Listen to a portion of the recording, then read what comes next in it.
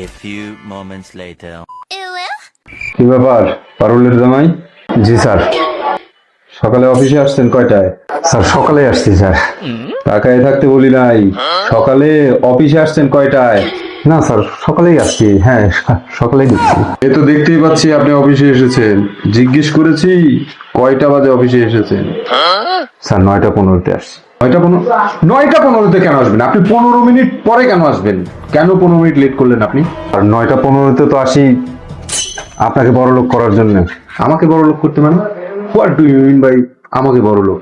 Sir আমি আমার স্বপ্ন ছেড়ে আপনার টার্গেট পূরণ করি, আপনি নেন প্রফিট, কিন্তু আমি নেই পেশার।